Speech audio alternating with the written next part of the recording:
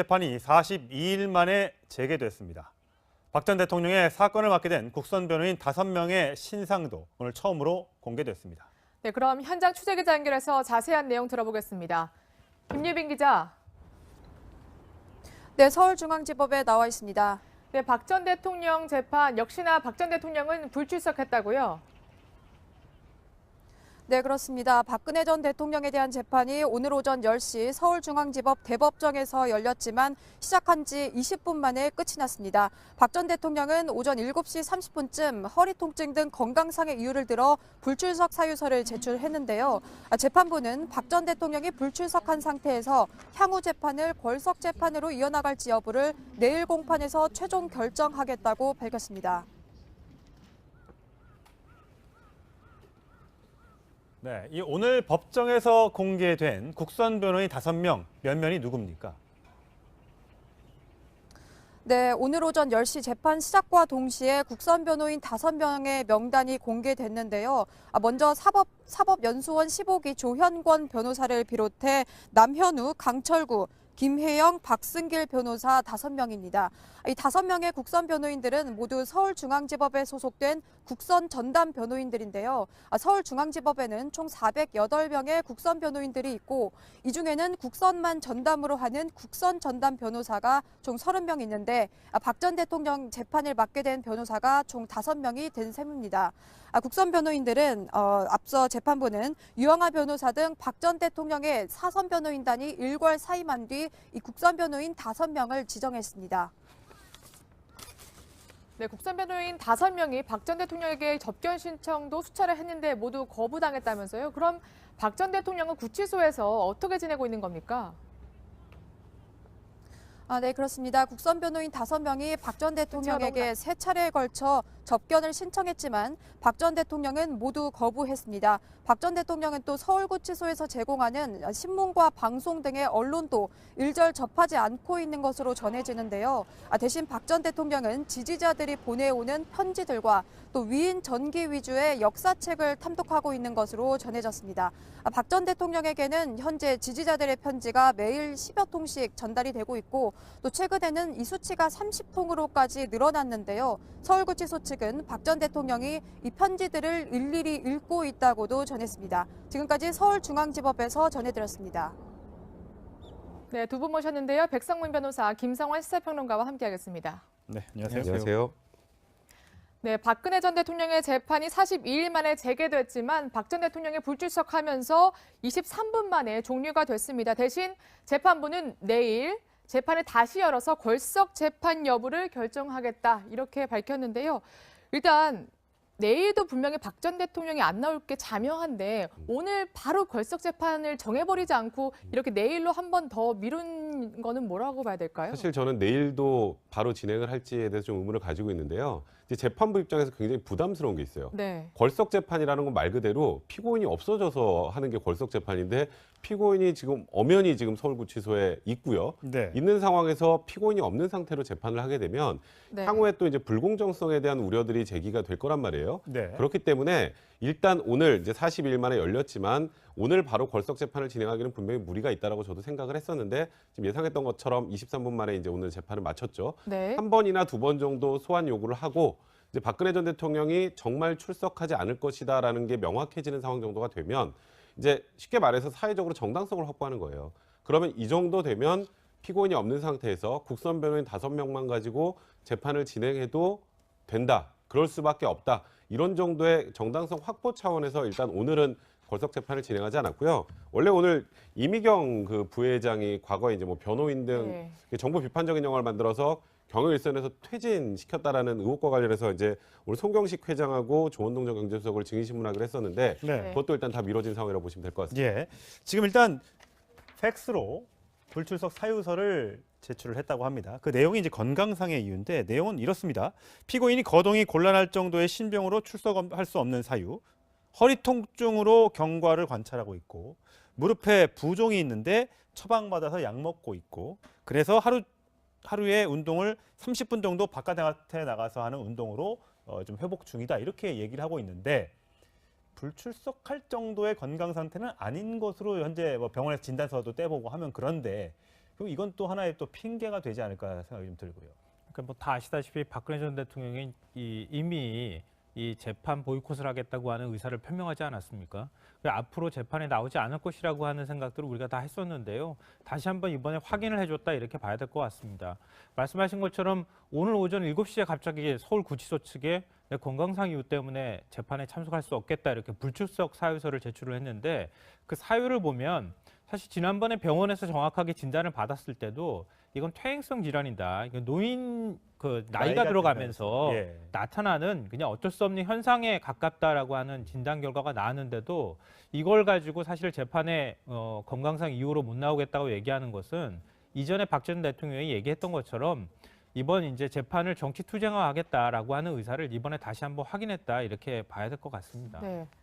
근데 지금 속보에 보면 서울구치소가 법원에 강제 인치 불가 보고서를 냈다고 돼 있는데 이게 굉장히 어려운 말이거든요, 변호사님. 그래서 이게 어떤 말인가요? 쉽게 말해서 강제로 재판정에 데려오는 건 안 된다라는 보고서죠.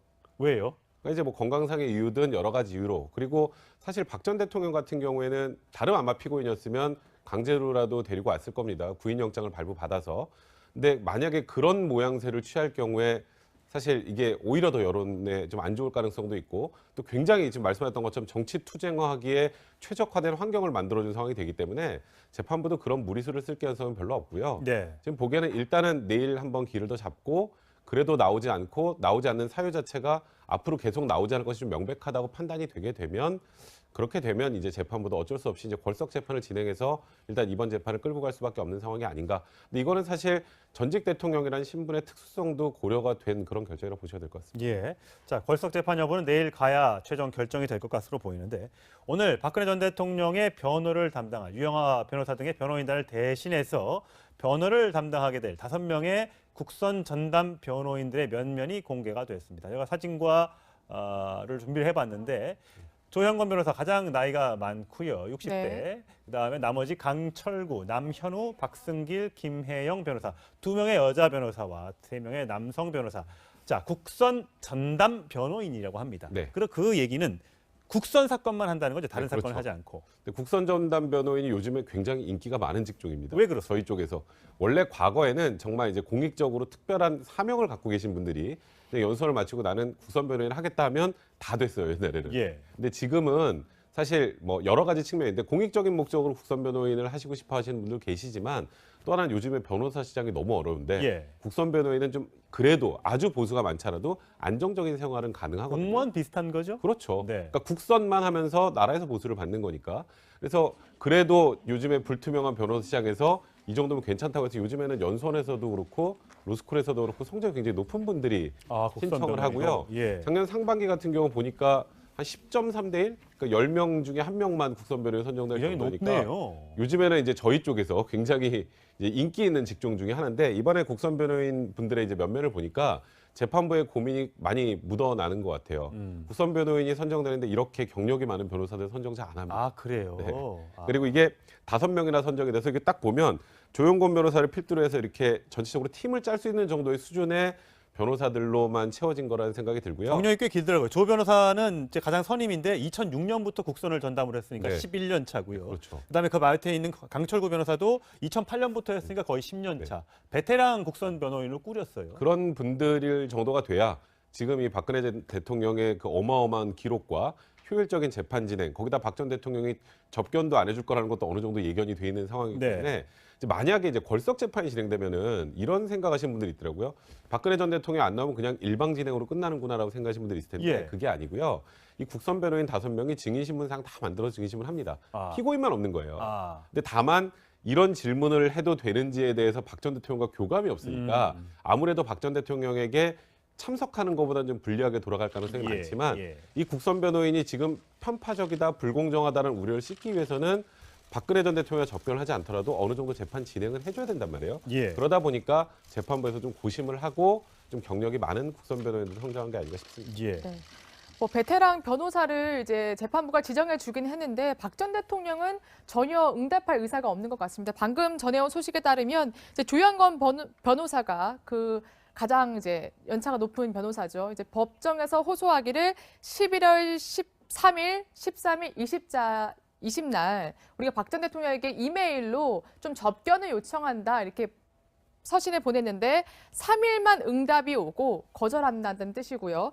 또 13일, 20일은 아예 응답조차 없었다고 하더라고요. 그러니까 지금 이제 재판을 진행하기 위해서는 골석 재판을 한다고 가정하면 그래도 변호인이 어떻게든 피의자하고 얘기를 해야 되지 않습니까? 네. 그러니까 지금 구치소에 있는 박근혜 전 대통령이 무슨 생각을 갖고 있고 당시에 뭔가 억울한 부분이 있으면은 검찰 진술조서에 나와 있는 또 여러 이제 증인들이 발언한 내용들에 대해서 박 전 대통령이 어떤 생각을 가지고 있고 어떻게 반박할 것이라는 얘기를 들어야 와서 재판에서 제대로 변론을 할 수 있을 텐데 지금 접견조차 거부를 하고 있다는 거 아닙니까? 네. 그러니까 지금 방금 전에도 말씀하셨던 것처럼 11월 3일, 13일, 20일 이렇게 세 차례에 걸쳐서 직접 만나지는 못하고 구치소 측을 통해 가지고 우리가 접견을 원합니다라고 하는 서신을 보냈는데 첫 번째 11월 3일 보냈을 때 내가 정중히 접견을 거부한다고 하는 네. 답신이 왔는데 그 다음에 두 번 보냈을 때는 아무런 답신조차 지금 없는 상황입니다. 예. 그러니까 박 전 대통령은 변호인하고 어떠한 소통도 지금 현재 원하지 않고 있는 것 같습니다. 예. 이렇게 만약에 돼버리면은 변호인은 변호인대로 국선 변호인이 현재 나와 있는 사건 기록을 토대로 해서 박 전 대통령을 변호하고 박 전 대통령은 그냥 혼자 계속 구치소 안에서 머무는 굉장히 이상한 상황이 연출될 가능성이 높아 보입니다. 예, 그동안 네. 박근혜 전 대통령이 몸이 좀 아프다고 하면 재판정에 많은 지지자들이 모였던 경험이 있는데 과연 박 전 대통령도 없는 재판에는 과연 몇 명의 지지자가 모여서 그 재판을 응원할지 좀 두고 볼 일입니다. 자, 다음은 이제 박근혜 전 대통령과 뭐 관련이 있다고 볼 수는 없습니다만 최순실 씨의 딸 정유라 씨를 상대로 한 이 범죄에 대해서 좀 짚어볼까 합니다. 이걸 가지고 사실 재판에 건강상 이유로 못 나오겠다고 얘기하는 것은 이전에 박 전 대통령이 얘기했던 것처럼 이번 이제 재판을 정치 투쟁화하겠다라고 하는 의사를 이번에 다시 한번 확인했다 이렇게 봐야 될 것 같습니다. 네. 네, 지금 속보에 보면 서울구치소가 법원에 강제 인치 불가 보고서를 냈다고 돼 있는데 이게 굉장히 어려운 말이거든요, 변호사님. 그래서 이게 어떤 말인가요? 쉽게 말해서 강제로 재판정에 데려오는 건 안 된다라는 보고서죠. 왜요? 그러니까 이제 뭐 건강상의 이유든 여러 가지 이유로 그리고 사실 박 전 대통령 같은 경우에는 다른 아마 피고인이었으면 강제로라도 데리고 왔을 겁니다. 구인영장을 발부받아서. 근데 만약에 그런 모양새를 취할 경우에 사실 이게 오히려 더 여론에 좀 안 좋을 가능성도 있고 또 굉장히 지금 말씀하셨던 것처럼 정치 투쟁화하기에 최적화된 환경을 만들어준 상황이 되기 때문에 재판부도 그런 무리수를 쓸 가능성은 별로 없고요. 네. 지금 보기에는 일단은 내일 한번 길을 더 잡고 그래도 나오지 않는 사유 자체가 앞으로 계속 나오지 않을 것이 좀 명백하다고 판단이 되게 되면 그렇게 되면 이제 재판부도 어쩔 수 없이 이제 골석 재판을 진행해서 일단 이번 재판을 끌고 갈 수밖에 없는 상황이 아닌가. 근데 이거는 사실 전직 대통령이라는 신분의 특수성도 고려가 된 그런 결정이라고 보셔야 될 것 같습니다. 예. 자, 골석 재판 여부는 내일 가야 최종 결정이 될 것 같으로 보이는데 오늘 박근혜 전 대통령의 변호를 담당한 유영하 변호사 등의 변호인단을 대신해서 변호를 담당하게 될 5명의 국선 전담 변호인들의 면면이 공개가 됐습니다. 제가 사진과 를 준비를 해봤는데 조현권 변호사 가장 나이가 많고요. 60대. 네. 그다음에 나머지 강철구, 남현우, 박승길, 김혜영 변호사 2명의 여자 변호사와 3명의 남성 변호사.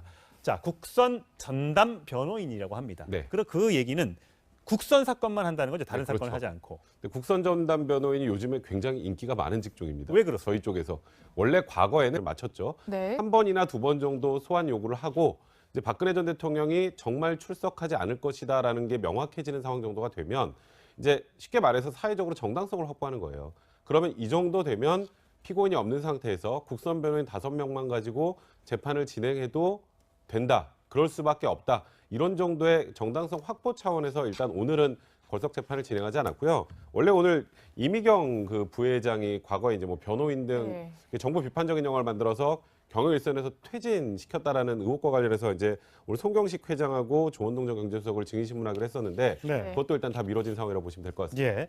지금 일단 팩스로 불출석 사유서를 제출을 했다고 합니다. 그 내용이 이제 건강상의 이유인데 내용은 이렇습니다.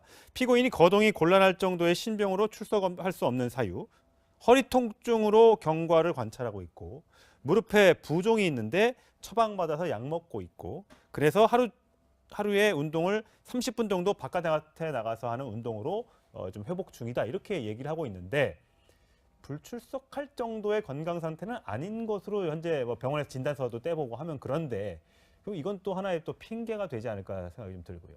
그러니까 뭐 다 아시다시피 박근혜 전 대통령이 이미 이 재판 보이콧을 하겠다고 하는 의사를 표명하지 않았습니까? 앞으로 재판에 나오지 않을 것이라고 하는 생각들을 우리가 다 했었는데요. 다시 한번 이번에 확인을 해줬다 이렇게 봐야 될 것 같습니다. 말씀하신 것처럼 오늘 오전 7시에 갑자기 서울구치소 측에 내 건강상 이유 때문에 재판에 참석할 수 없겠다 이렇게 불출석 사유서를 제출을 했는데 그 사유를 보면 사실 지난번에 병원에서 정확하게 진단을 받았을 때도 이건 퇴행성 질환이다. 이건 노인 나이가 들어가면서 예. 나타나는 그냥 어쩔 수 없는 현상에 가깝다라고 하는 진단 결과가 나왔는데도 모두 거부당했다면서요? 그럼 박 전 대통령은 구치소에서 어떻게 지내고 있는 겁니까? 네, 그렇습니다. 국선 변호인 5명이 박 전 대통령에게 3차례에 걸쳐 접견을 신청했지만 박 전 대통령은 모두 거부했습니다. 박 전 대통령은 또 서울구치소에서 제공하는 신문과 방송 등의 언론도 일절 접하지 않고 있는 것으로 전해지는데요.